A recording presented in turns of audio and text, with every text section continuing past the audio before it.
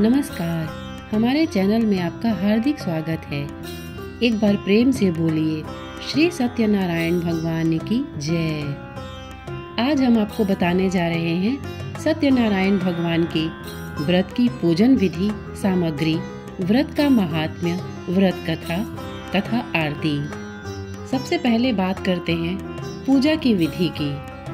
व्रत करने वाला पूर्णिमा व संक्रांति के दिन सायंकाल को स्नान आदि से निवृत्त होकर पूजा स्थान में आसन पर बैठकर श्रद्धा पूर्वक श्री गणेश, गौरी, वरुण आदि सभी देवताओं का ध्यान करके पूजन करे और संकल्प करे कि मैं श्री सत्यनारायण स्वामी का पूजन तथा कथा श्रवण सदैव करूंगा।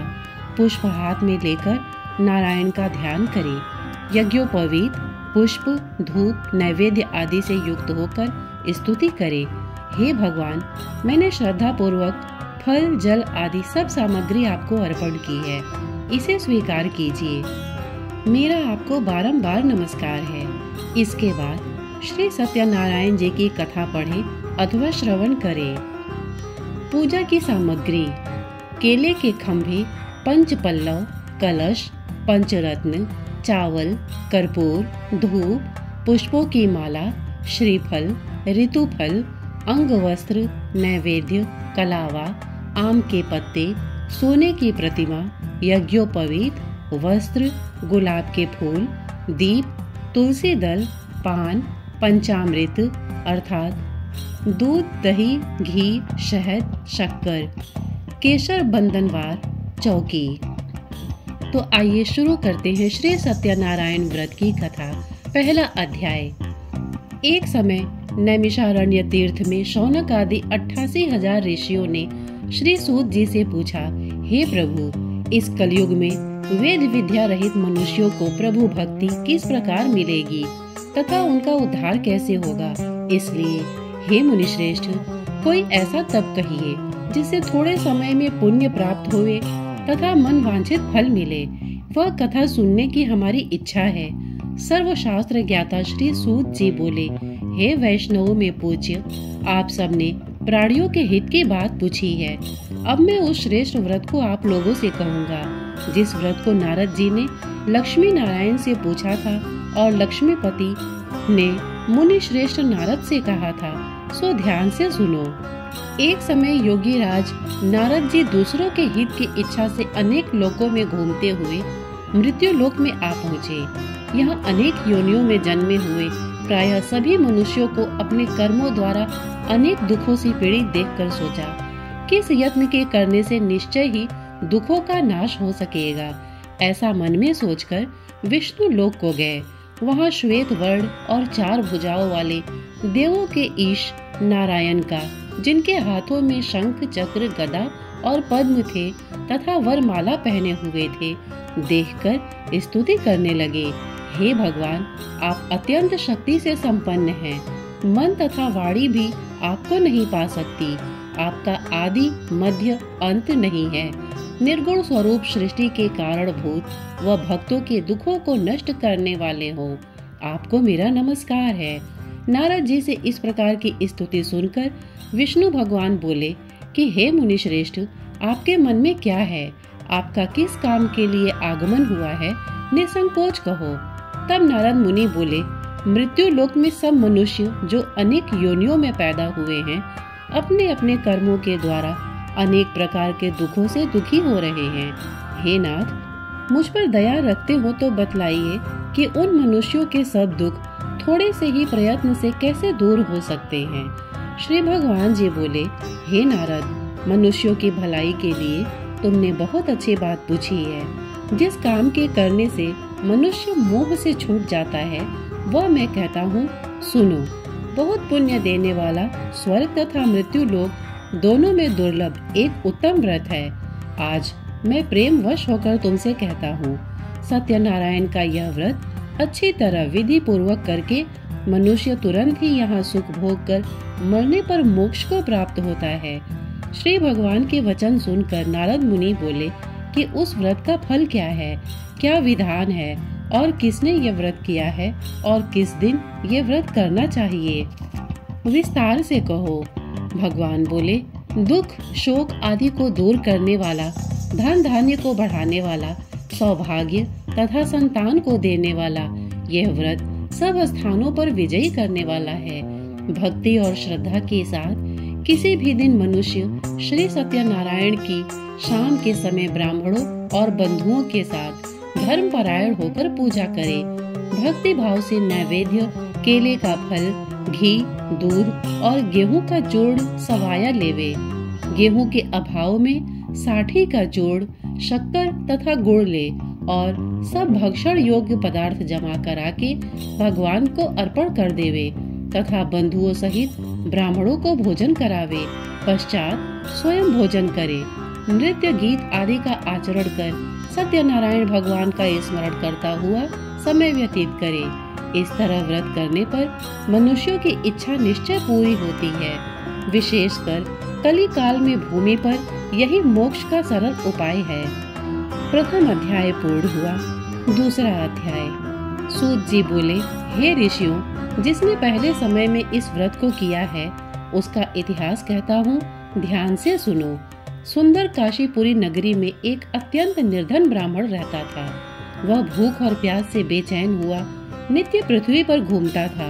ब्राह्मणों से प्रेम करने वाले भगवान ने ब्राह्मण को दुखी देखकर बूढ़े ब्राह्मण का रूप धर उसके पास जा आदर के साथ पूछा, हे विप्र, नित्य दुखी हुआ पृथ्वी पर क्यों घूमता है? हे श्रेष्ठ ब्राह्मण, यह सब मुझसे कहो, मैं सुनना चाहता हूँ। ब्राह्मण बोला, मैं निर्धन ब्राह्मण हूँ, भिक्षा के लिए पृथ्वी पर फिरता हूँ। हे भगवान, यदि आप इसका उपाय जानते हैं तो कृपा कर कहो। वृद्ध ब्राह्मण बोला कि सत्यनारायण भगवान मनवांछित फल देने वाले हैं, इसलिए हे ब्राह्मण, तू उनका पूजन कर, जिसके करने से मनुष्य सब दुखों से मुक्त होता है। ब्राह्मण को व्रत का सारा विधान बतलाकर बूढ़े ब्राह्मण का रूप धारण करने वाले सत्यनारायण भगवान अंतर्धान हो गए। जिस व्रत को वृद्ध ब्राह्मण ने बतलाया है मैं उसको करूँगा, यह निश्चय करने पर उसे रात में नींद भी नहीं आई। वह सवेरे उठ सत्यनारायण के व्रत का निश्चय कर भिक्षा के लिए चला। उस दिन उसको भिक्षा में बहुत धन मिला, जिससे बंधु बांधवों के साथ उसने सत्यनारायण का व्रत किया। इसके करने से वो ब्राह्मण सब दुखों से छूटकर अनेक प्रकार की संपत्तियों से युक्त हुआ। उस समय से वह ब्राह्मण हर मास व्रत करने लगा। इस तरह सत्यनारायण भगवान के व्रत को जो करेगा वो सब पाप से छूटकर मोक्ष को प्राप्त होगा। आगे जो पृथ्वी पर सत्यनारायण का व्रत करेगा वह मनुष्य सब दुखों से छूट जाएगा। इस तरह नारद जी से नारायण का कहा हुआ यह व्रत मैंने तुमसे कहा। हे विप्रो, मैं अब और क्या कहूँ? ऋषि बोले, हे मुनीश्वर, संसार में इस ब्राह्मण से सुनकर किस किस ने इस व्रत को किया हम वह सब सुनना चाहते हैं। इसके लिए हमारे मन में श्रद्धा है। सूत जी बोले, हे मुनियों, जिस जिसने इस व्रत को किया है वह सब सुनो। एक समय एक ब्राह्मण धन और ऐश्वर्य के अनुसार बंधु बांधवों के साथ व्रत करने को तैयार हुआ। उसी समय एक लकड़ी बेचने वाला बूढ़ा आदमी आया और बाहर लकड़ियों को रखकर ब्राह्मण के मकान में गया। प्यास से दुखी लकड़हारा उनको व्रत करते देखकर ब्राह्मण को नमस्कार कर कहने लगा कि आप ये क्या कर रहे हैं और इसके करने से क्या फल मिलता है, कृपा करके मुझे कहो। ब्राह्मण ने कहा, सब मनोकामनाओं को पूरा करने वाला ये सत्यनारायण भगवान का व्रत है। इसकी ही कृपा से मेरे यहाँ धन धान्य आदि की वृद्धि हुई है। ब्राह्मण से इस व्रत के बारे में जानकर लकड़हारा बहुत प्रसन्न हुआ। चरणामृत ले और खाने के बाद अपने घर को गया। लकड़हारे ने अपने मन में इस प्रकार का संकल्प किया कि आज शाम में लकड़ी बेचने से जो धन मिलेगा उसी से सत्यनारायण देव का उत्तम व्रत करूंगा। यह मन में विचार कर वह बूढ़ा आदमी लकड़ियां अपने सिर पर रखकर जिस नगर में धनवान लोग रहते थे वह ऐसे नगर में गया। उस रोज वहां पर उसे उन लकड़ियों का दाम पहले दिनों से चौगुना मिला। तब वह बूढ़ा लकड़हारा दाम ले और अति प्रसन्न होकर पके केले की फली, शक्कर, घी, दुग्ध, दही और गेहूं का चूर्ण इत्यादि सत्यनारायण भगवान के व्रत की कुल सामग्रियों को लेकर अपने घर गया। फिर उसने अपने भाइयों को बुलाकर विधि के साथ भगवान जी का पूजन किया और व्रत किया। उस व्रत के प्रभाव से वह बूढ़ा लकड़हारा धन पुत्र आदि से युक्त हुआ और संसार के समस्त सुख भोग कर बैकुंठ को चला गया। दूसरा अध्याय पूर्ण हुआ। तीसरा अध्याय। सूत जी बोले, हे श्रेष्ठ मुनियों, अब आगे की कथा कहता हूँ, सुनो। पहले समय में उल्का मुख नाम का एक बुद्धिमान राजा था। वह सत्यवक्ता और जितेंद्रिय था। प्रतिदिन देव स्थानों पर जाता तथा गरीबों को धन देकर उनके कष्ट दूर करता था। उसकी पत्नी कमल के समान मुख वाली और सती साध्वी थी। भद्रशिला नदी के तट पर उन दोनों ने श्री सत्यनारायण का व्रत किया। उस समय वहाँ एक साधु वैश्य आया। उसके पास व्यापार के लिए बहुत सा धन था। वह नाव को किनारे पर ठहराकर राजा के पास आ गया और राजा को व्रत करते हुए देखकर विनय के साथ पूछने लगा, हे राजन, भक्ति युक्त चित्त से ये आप क्या कर रहे हैं? मेरी सुनने की इच्छा है, सो आप मुझे यह बताइए। राजा बोला, हे साधु, अपने बांधवों के साथ पुत्र आदि की प्राप्ति के लिए ये महाशक्तिवान सत्यनारायण भगवान का व्रत व पूजन किया जा रहा है। राजा के वचन सुनकर साधु आदर से बोला, हे राजन, मुझसे इसका सब विधान कहो। मैं भी आपके कथनानुसार इस व्रत को करूँगा। मेरे भी कोई संतान नहीं है और इससे निश्चय ही होगी। राजा से सब विधान सुन व्यापार से निवृत्त हो वो आनंद के साथ घर गया। साधु ने अपनी स्त्री से संतान देने वाले उस व्रत का समाचार सुनाया और कहा कि जब मेरे संतान होगी तब मैं इस व्रत को करूँगा। साधु ने ऐसे वचन अपनी स्त्री लीलावती से कहे। एक दिन उसकी स्त्री लीलावती पति के साथ आनंदित हो सांसारिक धर्म से प्रवृत्त होकर सत्यनारायण भगवान की कृपा से गर्भवती हो गई तथा 10वें महीने में उसके एक सुंदर कन्या का जन्म हुआ। दिनों दिन वह इस तरह बढ़ने लगी जैसे शुक्ल पक्ष का चंद्रमा बढ़ता है। कन्या का नाम कलावती रखा गया। तब लीलावती ने मीठे शब्दों में अपने पति से कहा कि जो आपने संकल्प किया था कि भगवान का व्रत करूंगा, अब आप उसे करिए। साधु बोला, हे प्रिय, मैं इसके विवाह पर करूंगा। इस प्रकार अपनी पत्नी को आश्वासन दे वो नगर को गया। कलावती पितृगृह में वृद्धि को प्राप्त हो गई। साधु ने नगर में सखियों के साथ अपनी पुत्री को देखा तो तुरंत दूत बुलाकर कहा कि पुत्री के वास्ते कोई सुयोग्य वर देख कर लाओ। साधु की आज्ञा पाकर दूत कंचन नगर पहुंचा और वहां पर बड़ी खोज और देखभाल कर लड़की के लिए सुयोग्य वणिक पुत्र को ले आया। उस लड़के को देखकर साधु ने अपने बंधु बांधव सहित प्रसन्न चित्त से अपनी पुत्री का विवाह उसके साथ कर दिया। किंतु दुर्भाग्य से विवाह के समय भी व्रत को करना भूल गया। तब श्री भगवान क्रोधित हो गए और श्राप दिया कि तुम्हें दारुण दुख प्राप्त होगा। अपने कार्य में कुशल साधु बनिया जमाता सहित समुद्र के समीप स्थित रत्नपुर नगर में गया और वहां दोनों ससुर जमाई चंद्रकेतु राजा के उस नगर में व्यापार करने लगे। एक रोज भगवान सत्यनारायण की माया से प्रेरित कोई चोर राजा का धन चुराकर भागा जा रहा था, किंतु राजा के दूतों को आता देखकर चोर ने घबराकर भागते हुए राजा के धन को वहीं चुपचाप रख दिया जहां वो ससुर जमाई ठहरे हुए थे। जब दूतों ने उस साधु वैश्य के पास राजा के धन को रखा देखा तो वे दोनों को बांध कर ले गए और प्रसन्नता से दौड़ते हुए राजा के समीप जाकर बोले, ये दो चोर हम पकड़ कर लाए हैं, देखकर आज्ञा दें। तब राजा ने आज्ञा से उनको कठिन कारावास में डाल दिया और उनका सब धन छीन लिया। सत्यनारायण भगवान के श्राप द्वारा उनकी पत्नी भी घर पर बहुत दुखी हुई और घर पर जो धन रखा था चोर चुरा कर ले गए। शारीरिक व मानसिक पीड़ा तथा भूख प्यास से अति दुखित हो अन्न की चिंता में कलावती एक ब्राह्मण के घर गई। वहां उसने सत्यनारायण भगवान का व्रत होते देखा, फिर कथा सुनी तथा प्रसाद ग्रहण कर रात को घर आई। माता ने कलावती से कहा, हे पुत्री, अब तक कहाँ रही व तेरे मन में क्या है? कलावती बोली, हे माता, मैंने एक ब्राह्मण के घर श्री सत्यनारायण भगवान का व्रत देखा है। कन्या के वचन सुनकर लीलावती भगवान के पूजन की तैयारी करने लगी। लीलावती ने परिवार और बंधुओं सहित श्री सत्यनारायण भगवान का पूजन किया और वर मांगा कि मेरे पति और दामाद शीघ्र आ जावे। साथ ही प्रार्थना की कि हम सबका अपराध क्षमा करो। सत्यनारायण भगवान इस व्रत से संतुष्ट हो गए और राजा चंद्रकेतु को स्वप्न में दर्शन देकर कहा, हे राजन, दोनों वैश्यों को प्रातः ही छोड़ दो और उनका सब धन जो तुमने ग्रहण किया है दे दो, नहीं तो मैं तेरा धन, राज्य, पुत्र आदि सब नष्ट कर दूंगा। राजा से ऐसे वचन कहकर भगवान अंतर्धान हो गए। प्रातःकाल राजा चंद्रकेतु ने सभा में अपना स्वप्न सुनाया।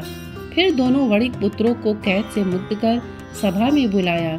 दोनों ने आते ही राजा को नमस्कार किया।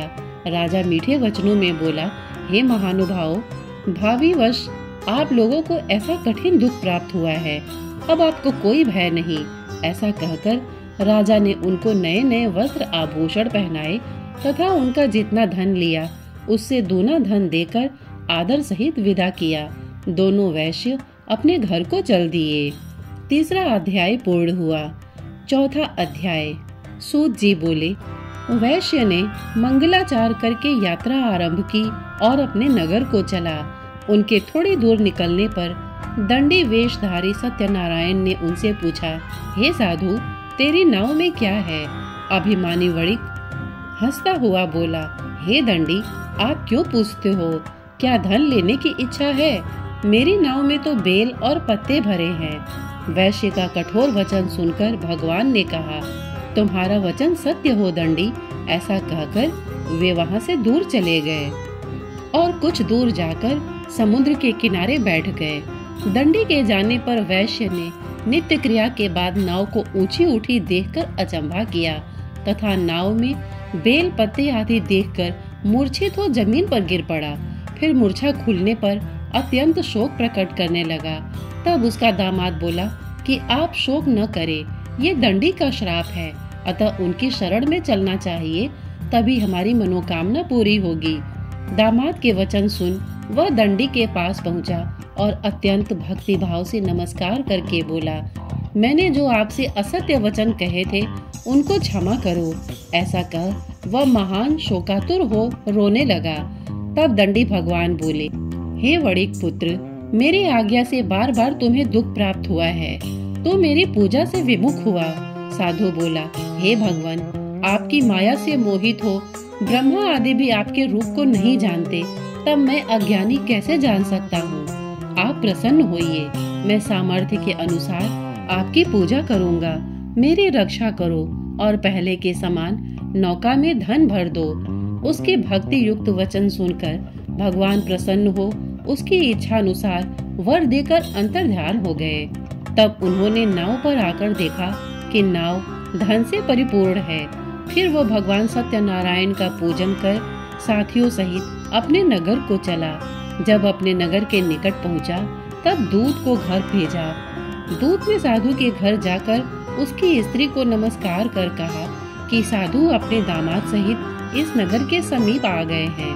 ऐसा वचन सुन साधु की स्त्री ने बड़े हर्ष के साथ सत्यदेव का पूजन कर पुत्री से कहा, मैं अपने पति के दर्शन को जाती हूँ, तू कार्य पूर्ण कर शीघ्र आ। माता के ऐसे वचन सुनकर कलावती प्रसाद छोड़कर पति के पास गई। प्रसाद की अवज्ञा के कारण सत्यदेव ने रुष्ट हो उसके पति को नाव सहित पानी में डुबो दिया। कलावती अपने पति को न देखकर रोती हुई जमीन पर गिर गई। इस तरह नौका को डूबा हुआ तथा कन्या को रोती देख साधु दुखित हो बोला, हे प्रभु, मुझसे या मेरे परिवार से जो भूल हुई है उसे क्षमा करो। उसके दीन वचन सुनकर सत्यदेव प्रसन्न हो गए और आकाशवाणी हुई, हे साधु, तेरी कन्या मेरे प्रसाद को छोड़कर आई है, इसलिए इसका पति अदृश्य हुआ है। यदि वो घर जाकर प्रसाद खाकर लौटे तो इसे पति अवश्य मिलेगा। ऐसी आकाशवाणी सुनकर कलावती ने घर पहुंचकर प्रसाद खाया। फिर आकर पति के दर्शन किए तत्पश्चात साधु ने बंधु बांधवों सहित सत्यदेव का विधि पूर्वक पूजन किया। उस दिन से वो हर पूर्णिमा को सत्यनारायण का पूजन करने लगा। फिर इस लोक का सुख भोग कर अंत में स्वर्ग लोक को गया। चतुर्थ अध्याय पूर्ण हुआ। 5वां अध्याय। सूत जी बोले, हे ऋषियों, मैं और भी कथा कहता हूँ, सुनो।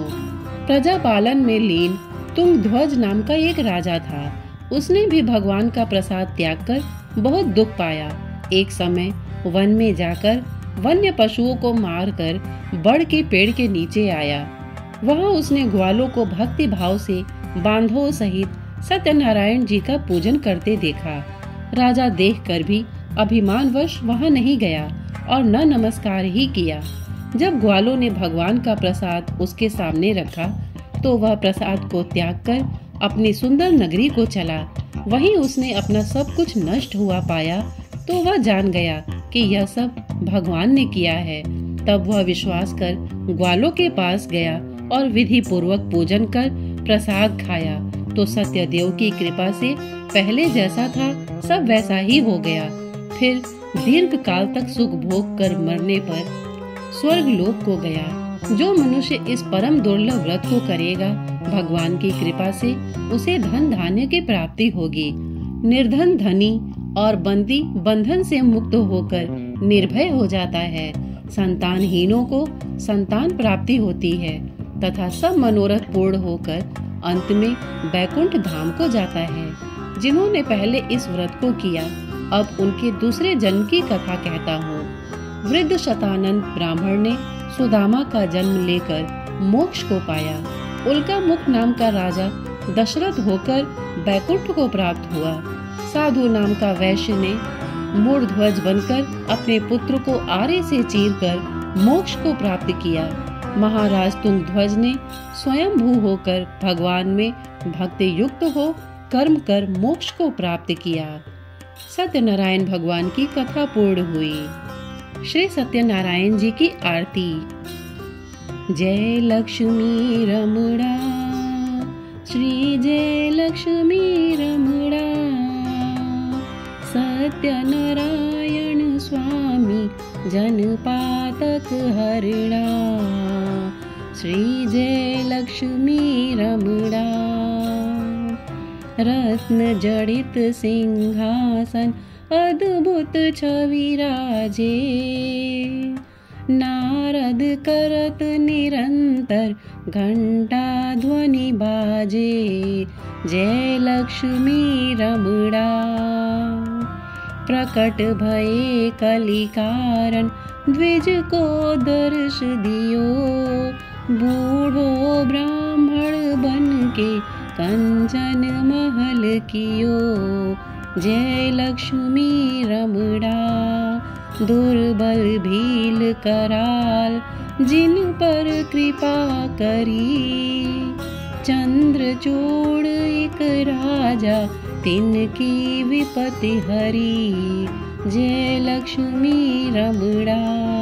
वैश्य मनोरथ पायो श्रद्धा तज दीनी, सो फल भोग्यो प्रभु जी फिर स्तुति कीनी। जय लक्ष्मी रमणा। भाव भक्ति के कारण छिन छिन रूप धर्यो, श्रद्धा धारण कीनी तिनको काज सर्यो। जय लक्ष्मी रमणा।